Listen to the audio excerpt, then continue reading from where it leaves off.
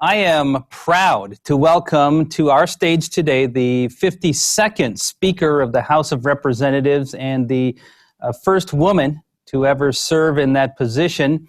For 31 years, Speaker Pelosi has represented San Francisco, California's 12th district in Congress.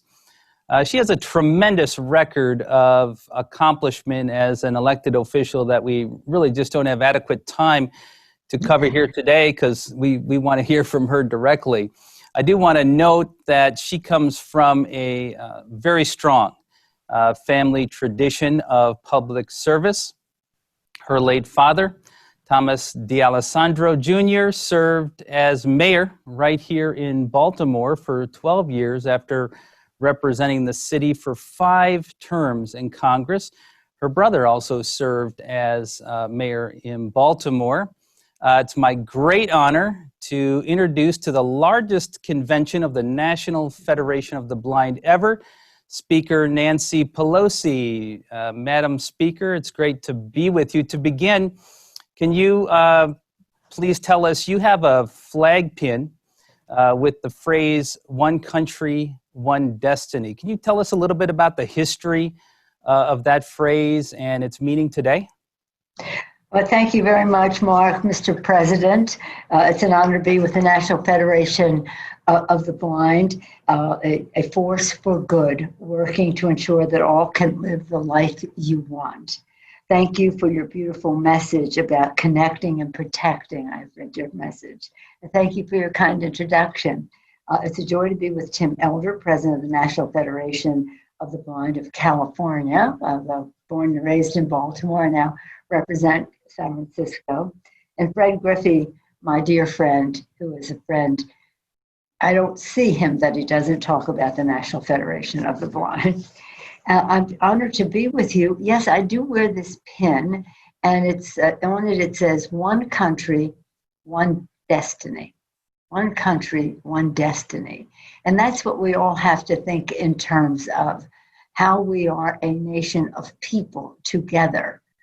From many one, e pluribus unum. Now this message, one country, one destiny, those very words were sewn into the jacket of Abraham, the overcoat that Abraham Lincoln wore. And of course he had it that sad and fateful night. So his message that was with him close to his heart at the end of his life, and of course, part of who he was his entire life, is a message that we should always remember, that we are one country, we have one destiny, and we have to go down that path together. Especially true now as we face the COVID-19 crisis and other injustices to race and health and environment and financial security. We keep remembering one country, one destiny. As policymakers, if we keep that the focus, we'll do better. That means we must put aside bias, act on facts, starting up with the passing of right now with the HEROES Act that has so much in it for everyone in our country, the George Floyd Justice Act and policing, and so many other pieces of legislation of inclusion. One country, one destiny. Nice. I love the message, and I think it rings with the beliefs of the National Federation of the Blind.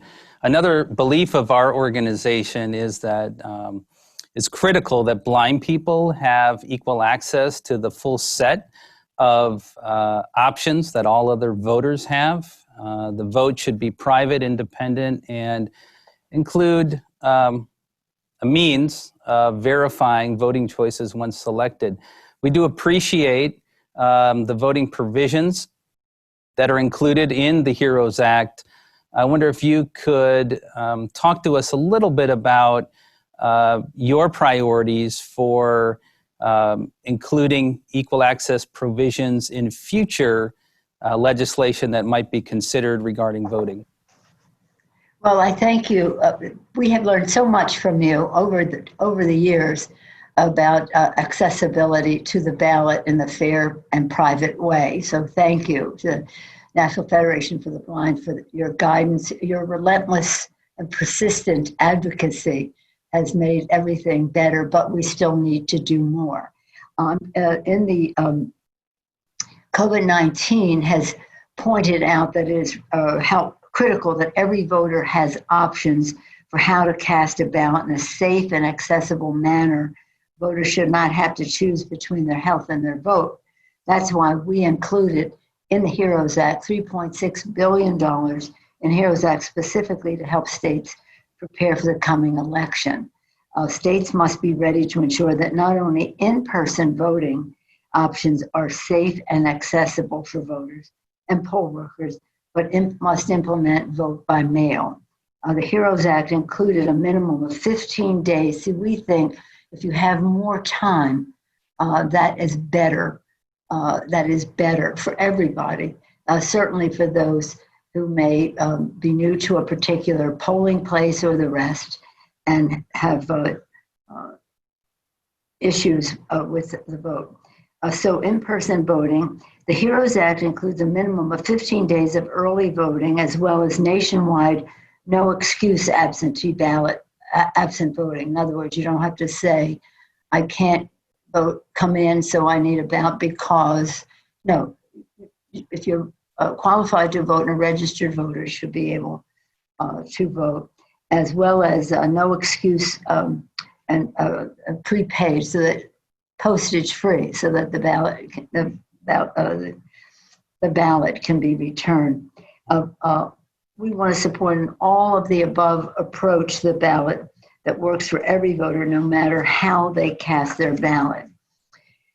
Now, other ways more generally that can be helpful, and we look to you for guidance on this, is something that I know we share in common, is our support for the Access Technology Affordability Act and the next COVID-19 relief program. That's something that we all want to have. We have resistance by some, and I won't be political, but some in the Congress have resisted inclusion of individual refundable credits and relief packages to date. However, we intend to push hard for inclusion in the final package. If they do show willingness to include refundable credits, ATFFAA is a strong candidate for inclusion. Now, I went to two places on that, but the accessible electronic options that might be there for you in Pennsylvania, I know were a step forward, but not good enough. And I commend you for the actions that you have taken, that you're taking all over the country in different states, where there are challenges that need to be addressed in the state legislatures. It shouldn't have to be. It should be a national expectation that the right to vote will be respected, and that means removing all obstacles of participation. But you have pointed out in some very specific ways some obstacles, some barriers that we all should be fighting against. So I thank you for that. And again, when you make your agreements or compromises leading up to one election, it doesn't mean that becomes the best possible way for the future. It means we're all moving forward together. So I thank you for your leadership, for making America more American by making our voting process more democratic and more accessible.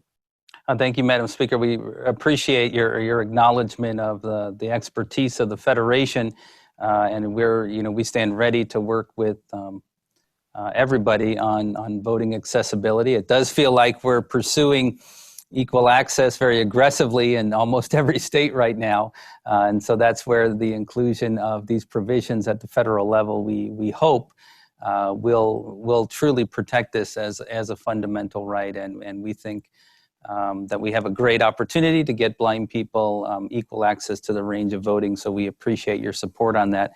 And I do appreciate you mentioning the Access Technology Affordability Act and your willingness to consider it in future relief for COVID-19. We are pretty proud of this bill. Like other legislation that we advance, we recognize that blindness is not a partisan issue. And we're pretty proud of, despite the reluctance often to have refundable tax credits, that ATAA by itself has great bipartisan support, significant bipartisan support, and we appreciate your supporting it as well. It has bipartisan support because of your advocacy. And so I thank you for that, because it's good for the country and it's good for you. But it also gives us a better chance of passing it. Richie Neal, the chair of Ways and Means, and Mike Thompson, the subcommittee chair of the tax subcommittee, the revenue committee, have this as a strong priority. But we want it to be bipartisan. It should be. The refundability issue is necessary, and again, it will happen. We just want to happen sooner. And we agree with that 100%. The sooner the better. We appreciate the support.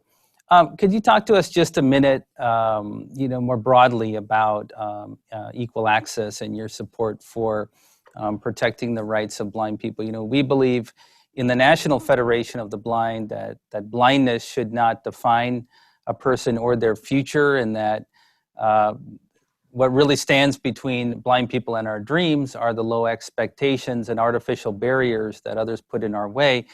And there's a lot of significant opportunities for the Congress to protect our rights, especially by making sure that we're not introducing and passing legislation that, for example, puts in place technologies that are not accessible to blind people, which is really one of the things that we face in education is inaccessible technology.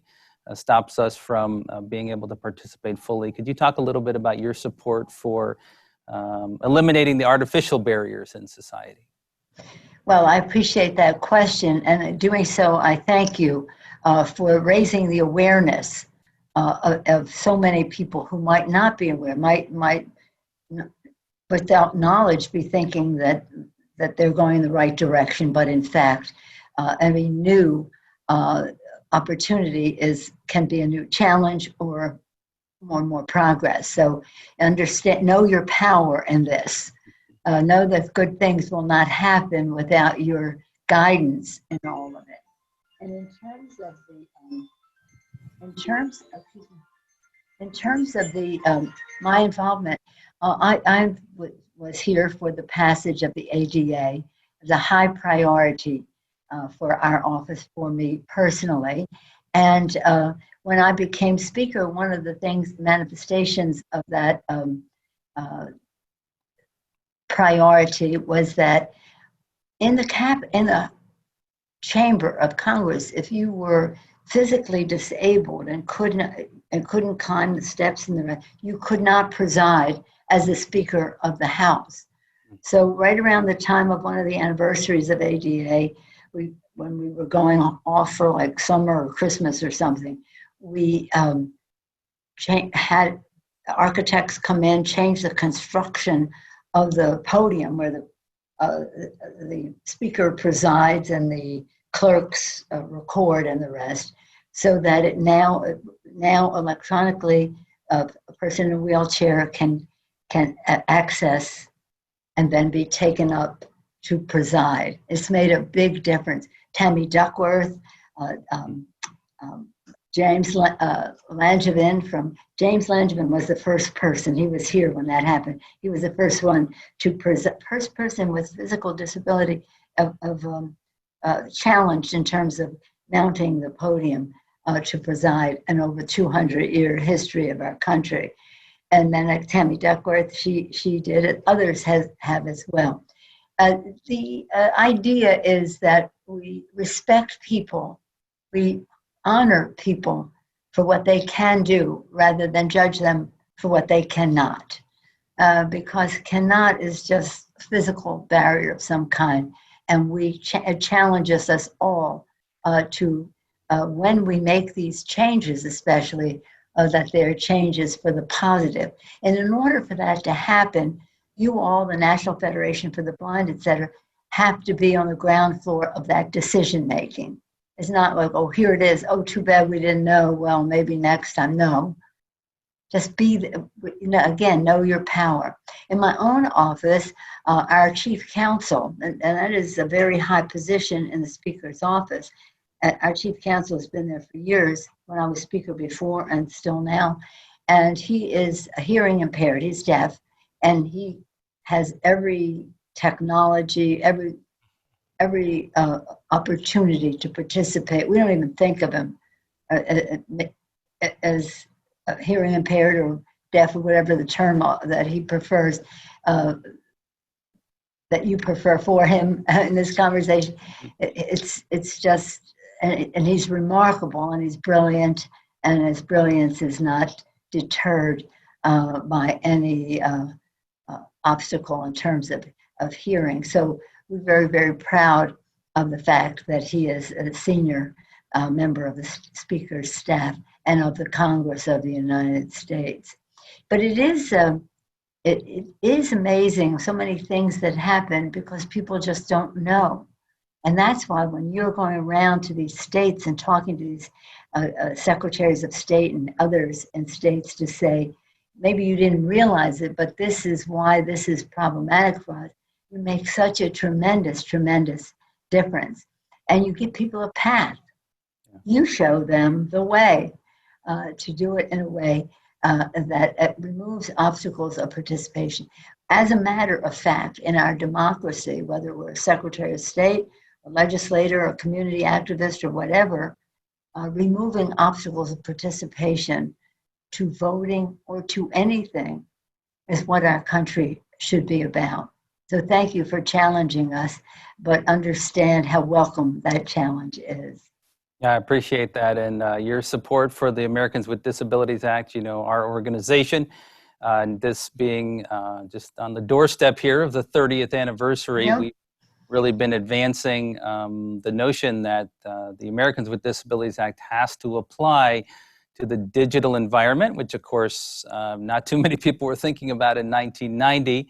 And we appreciate your support for helping make that a reality, not just in the physical facilities, but in the digital assets of our nation, which of course are becoming an increasingly important part of our economy and the work that we do. I do, before we run out of time, I want to make sure that we give you an opportunity. You know, this is an important election year. I guess all election years are important, but with everything else happening right now, there's a lot of focus on this being a very significant election cycle. And, you know, as an organization, our job, as I've said, is to make sure that blindness is considered by everybody, regardless of their political background. But I wonder what you would say to blind Americans about the importance of just getting out and participating in the American democracy this fall. Well, I appreciate that opportunity. Before I do, Mr. President, though, may I just congratulate you on your upcoming anniversary of the National Federation of the Blind. When you think all the way back to that post-World War II era, think of the courage of those people. I mean, you're courageous, right? But think of the courage that they had to say, we're going to make a difference. And we're going to do it by bringing people together. One nation, one destiny, one friend, many friends, bringing people together. So always, when we recognize the great work that you're doing, we just have to think of the courage of the people who started all of this and whose shoulders you stand on, and how the difference they have made over time. But as you indicated, with technology being in a hurry and moving so quickly, who could have ever anticipated some of the change that could be so rapid? So good for you for being on the ground floor and recognizing that, and see what opportunities are there, and leapfrog over any incremental notion that something could be a little bit better. Just leapfrog over that whole thing. Where do we want to be? Let's back up from there and make that happen. And so with elections, they have ramifications. And whoever you vote for, Democrat or Republican or whatever party, make sure that those people understand that public policy makes a difference in their personal lives, whether it's how people are educated, how they are employed, and how their employment is again respected and valued, and how there isn't a difference in terms of unemployment insurance. I was reading some of those examples that you had about unemployment insurance not being fully respected here or there. So the need for unemployment insurance.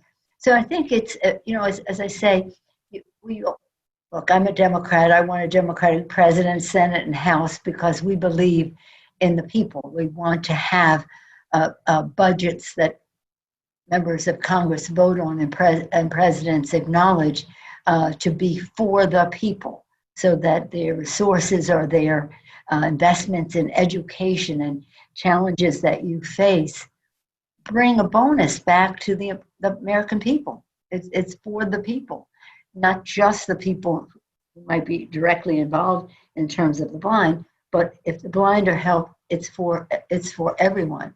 So again, in my most nonpartisan way, I would say whoever you vote for, make sure you have their commitment to you, to the opportunity that you present, to the beautiful value that you add to our country. And remembering that at any given time, the challenge could affect any one of us. So while we're concerned about everyone in our nation, we want to be sure that we can understand. A friend of mine once had a disability just for a period of time, and he said, if I hadn't had that disability, he called it a disability, I would never had a full appreciation of what other people go through.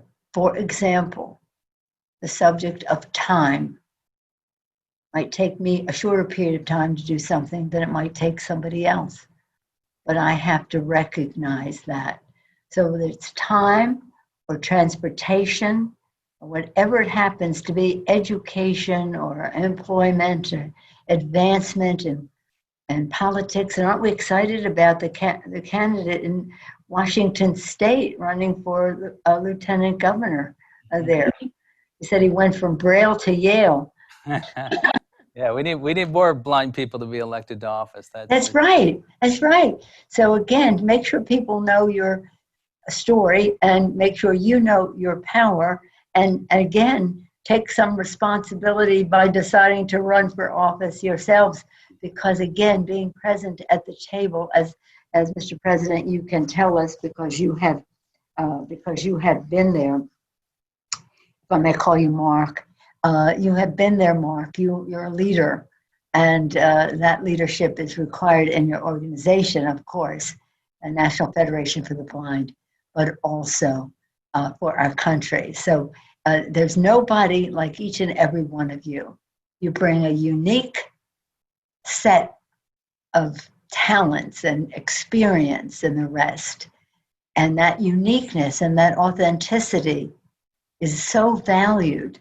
And at the table of decision making, the diversity that recognizes is invaluable. So I'm going to encourage you all to run for office soon, but also to vote in this next election and make sure that whoever you vote for cares about what you care about, knows about what the opportunities are, and is willing to make them all a priority. God has truly blessed America in so many ways. One country, one destiny. Let's all work to move toward that one way or another, whatever the party, whatever the challenge. Madam Speaker, I really appreciate your words, your support for both the history and the future of the National Federation of the Blind, and we want to extend our appreciation to you and recognition for the courage that you have, both continuing the great tradition of your family in public service, which we know public service takes grit and commitment. You got to stand and take the incoming fire day after day, which you do. It does take courage. but also the great line of public service that you represent. And we appreciate you trying to pass that forward to our members by encouraging us to go out and be not just part of the voting electorate, but of the elected officials to run this nation. So thank you. Thank you for serving also in this time when our nation is facing really unprecedented circumstances. It's not the first time for you. Your first time around, you had some pretty unusual things to deal with too. So we appreciate what you're doing and trying to keep our country moving forward. And we look forward to your support for the National Federation of the Blind in the future. And God bless you. Thank you. God bless you as well. Thank you.